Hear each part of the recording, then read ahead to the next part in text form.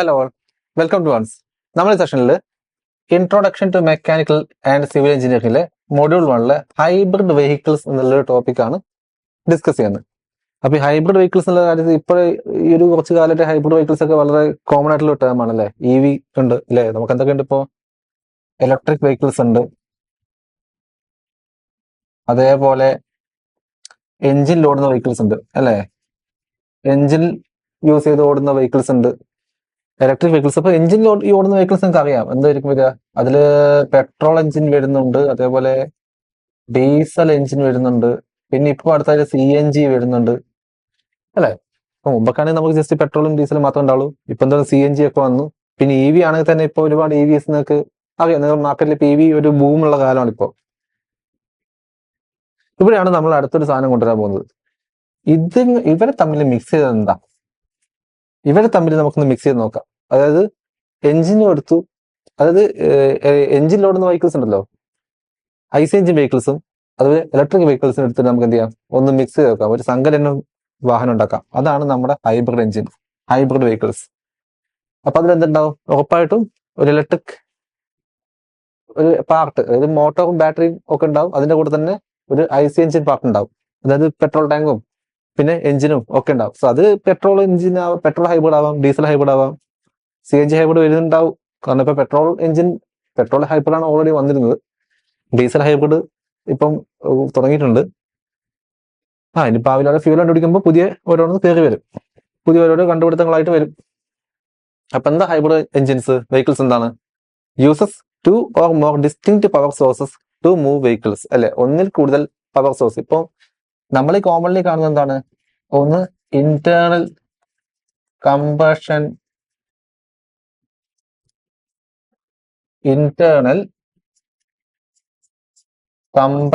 Combustion കത്തുന്നത് അല്ലെ, internal combustion engines ഉപയോഗിച്ച് work ചെയ്യുന്ന വാഹനങ്ങളുണ്ട്, അതേപോലെ ഇലക്ട്രിക് വാഹനങ്ങളുണ്ട്.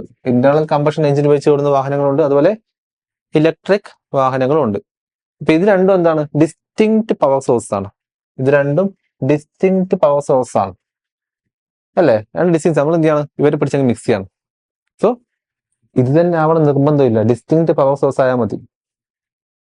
നാളെ നിങ്ങൾ ഒരു ന്യൂക്ലിയറും ഇലക്ട്രിക്കും കൂടെ കൂടിച്ചേർത്തുന്നതാണ്, അതൊരു ഹൈബ്രിഡ് വെഹിക്കിൾ ആവും. ഹൈഡ്രജൻ ഉപയോഗിച്ച് ഓടുന്ന എഞ്ചിനും അതേപോലെ ഇലക്ട്രിക്കും കൂടി ചേർന്നത് അത് മറ്റൊരു ഹൈബ്രിഡ് വെഹിക്കിൾ ആണ്. എന്തായാലും നോക്കാം, ഡിസ്റ്റിങ്ക്റ്റ് പവർ സോഴ്സസ് എടുക്കുക. Okay, usually IC engine along with high voltage electric motor with battery is used. നമ്മൾ കോമൺലി കാണുന്ന ഹൈബ്രിഡ് വെഹിക്കിൾസിൽ അതാണ്. സോ IC എഞ്ചിൻ കേസ് എന്താ? IC എഞ്ചിൻ പ്രശ്നം എന്താണ്? അതിന് ലോവർ എഫിഷ്യൻസിയും ഹൈ ഫ്യൂൽ കൺസംഷൻ വരുന്നുണ്ട്, ലോവർ RPM. ഓക്കെ, അതായത് IC എഞ്ചിൻസ് കേസിൽ ലോ RPM എഫിഷ്യൻസി കുറവാണ്, അതേപോലെ ഫ്യൂൽ കൺസംഷൻ കൂടുതലാണ്. ഉദാഹരണം നിങ്ങൾ സിറ്റി ഒന്ന് ആലോചിച്ച് വെക്കുക. നമ്മൾ സിറ്റീസിലൊക്കെ വണ്ടി ഓടിക്കുന്ന സമയത്ത് നമുക്ക് മൈലേജ് കിട്ടുമോ? ഇല്ല, കുറവാണ്. ഫ്യൂൽ എന്ത് ചെയ്യും? വെറുതെ കത്തി പോവേ ഉള്ളൂ, നമുക്ക് മൈലേജ് ഒന്നും കിട്ടില്ല. അതൊരു ഇഷ്യൂ ആണ്. അപ്പൊ എന്താണ്? എഫിഷ്യൻസിയും കുറയും, അതിൽ പവർ ഡെലിവറി ഉണ്ടാവില്ല, എഫിഷ്യൻസിയും കുറയും. അപ്പോ നമുക്ക് എന്ത് ചെയ്യും? അത് ആ സമയത്ത്, അതായത് ഈ ഒരു പ്രശ്നം വരുന്ന സമയത്ത് നമുക്ക് എന്ത് ചെയ്യാം? ഹൈബ്രിഡിലേക്ക് സ്വിച്ച് ആവാം. അപ്പൊ അതായത് ഹൈബ്രിഡ് സ്വിച്ച് ആണെന്ന് വെച്ചാൽ ഈ ഒരു കേസിൽ, അതായത് എൻജിൻസ് ഉപയോഗിച്ച് നമ്മൾ എന്ത് ചെയ്യാണ്? ലോവർ RPM കൂടുന്ന സമയത്ത് എന്ത് ചെയ്യാം? ഈ എൻജിൻ കട്ട് ഓഫ് ചെയ്തിട്ട് നമുക്ക് എന്ത് ചെയ്യാം? മോട്ടോർ ഓൺ ചെയ്യാം. അപ്പോൾ at lower speeds hybrid vehicles uses electric motor air power source and for medium to higher speed motor is replaced by IC engine. അതായത് സ്ലോ സ്പീഡിൽ വാഹനം ഓടുന്ന സമയത്ത് എൻജിൻ കട്ട് ഓഫ് ചെയ്തിട്ട് എന്ത് ചെയ്യാം? ഇലക്ട്രിക് മോട്ടോറിലേക്ക് ഇലക്ട്രിക് മോട്ടോർ നമുക്ക് സപ്ലൈ എടുക്കാം.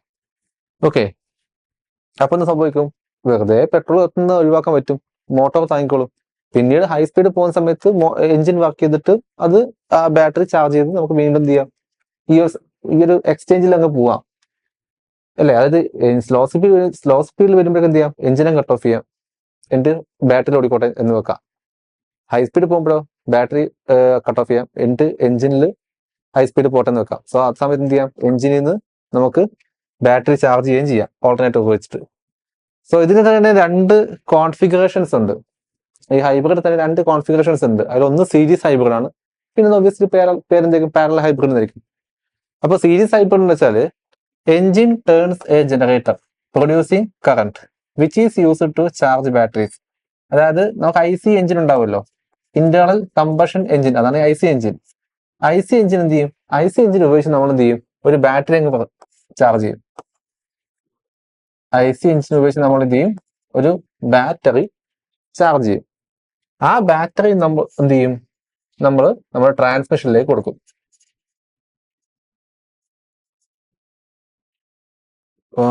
ഓക്കെ, ബാറ്ററി ട്രാൻസ്മിഷൻ അല്ല, ബാറ്ററി എന്ത് ചെയ്യണം? നമ്മൾ മോട്ടോറിലേക്ക് പവർ പോകും. ഓക്കെ, അതായത് IC എഞ്ചിൻ ഉപയോഗിച്ച്, IC എഞ്ചിൻ വർക്കിംഗ് ആണ്. ആ IC എഞ്ചിൻ വെച്ച് എന്ത് ചെയ്യും? നമ്മൾ കണ്ടിന്യൂസ്ലി ബാറ്ററി ചാർജ് ചെയ്തുകൊണ്ടിരിക്കും. ആ ബാറ്ററി നമ്മൾ എന്ത് ചെയ്യും? മോട്ടോറിലേക്ക് പവർ കൊടുക്കും. So engine turns a generator, അല്ലേ? എഞ്ചിൻ എന്ത് ചെയ്യും? ഒരു ജനറേറ്റർ വർക്ക് ചെയ്യിപ്പിക്കും. കാരണം ബാറ്ററി ചാർജ് ചെയ്യുന്ന ജനറേറ്റർ വേണ്ടേ? Engine turns a generator producing current which is used to charge batteries. Batteries run the electric motor that drives the transmission.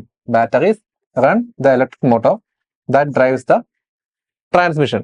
Thus, engine never directly powers the vehicle. Engine എന്ത് ചെയ്യില്ല? Directly vehicle power ചെയ്യുന്നില്ല, അല്ലേ? അതായത് എഞ്ചിനും നമ്മുടെ wheel transmission തമ്മിൽ contact, communication വരുന്നില്ല. ഇനി പാരലൽ ഹൈബ്രിഡ് ആണെങ്കിലോ, electric motor as well as engine is engaged to the transmission. ഇവിടെ രണ്ടും വരും. Electric motor as well as engine is engaged to the transmission. അപ്പൊ അങ്ങനെയൊക്കെ വരുന്നുണ്ടാവുക, ഒരു സൈഡിൽ ഫ്യൂൽ ടാങ്ക്, അവിടെ നിന്ന് എഞ്ചിൻ, അല്ലേ? അവിടെ നിന്ന് നമ്മുടെ ട്രാൻസ്മിഷൻ. മറ്റൊരു വശത്ത് ബാറ്ററി, അവിടെ നിന്ന് മോട്ടോർ, അവിടെ നിന്ന് ട്രാൻസ്മിഷൻ. പാരലല്ലേ?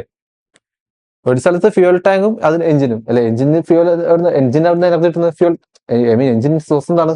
ഫ്യൂൽ. മോട്ടോറിന്റെ സോഴ്സ് എന്താണ്? ബാറ്ററി. സോ അത് രണ്ടും പാരലി വെക്കുന്നു, എന്നിട്ട് ട്രാൻസ്മിഷനിലേക്ക് കൊടുക്കാം. സോ ഇതിൽ ഏതെങ്കിലും എന്ത് ചെയ്യാം? നമുക്ക് ആവശ്യത്തിനനുസരിച്ച് കട്ട് ചെയ്യാം, എളുപ്പത്തിൽ കട്ട് ചെയ്യാം, അല്ലെ? ഇപ്പൊ എഞ്ചിൻ വേണ്ട എന്നാണെങ്കിൽ ബാറ്ററി മോട്ടോർ വെച്ച് എന്ത് ചെയ്യാം? വർക്ക് ചെയ്യിപ്പിക്കാം. ഇത് വേണ്ടാന്നാണെങ്കിലോ ഫ്യൂൽ ടാങ്കും എഞ്ചിൻ വെച്ച് എന്ത് ചെയ്യാം? വർക്ക് ചെയ്യിപ്പിക്കാം. അങ്ങനെ പോവും.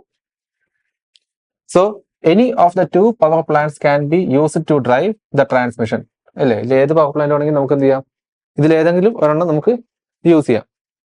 Battery for the electric motor is charged during the running time by utilising engine power. അതേപോലെ ഈ എഞ്ചിൻ എന്നുള്ള പവർ ഉപയോഗിച്ച് എന്ത് ചെയ്യാം? ഒരു ഓൾട്ടർനേറ്റർ വെച്ചിട്ട് നമുക്ക് എന്ത് ചെയ്യാം? ബാറ്ററി ചാർജ് ചെയ്യുകയും ചെയ്യാം. ഇപ്പൊ ചില വെഹിക്കിൾസ് നിങ്ങൾ ശ്രദ്ധിച്ചിട്ടുണ്ടാവും, ഇപ്പൊ EV ഓടിക്കുന്ന ആൾക്കാരൊക്കെ അറിയാം, റീജനറേറ്റീവ് ചാർജിങ് എന്നുള്ളൊരു റീജനറേറ്റീവ് ബ്രേക്കിംഗ് എന്നുള്ളൊരു പരിപാടിയൊക്കെ ഉണ്ട്. അതായത് ബ്രേക്ക് ചെയ്യുന്ന സമയത്ത് ആ എനർജി വെച്ച് നമ്മൾ എന്ത് ചെയ്യും? ബാറ്ററി ചാർജ് ചെയ്യും. അങ്ങനെ കുറെ പരിപാടിയൊക്കെ വരുന്നുണ്ട്, അല്ലേ? New technology uses regenerative braking for charging batteries.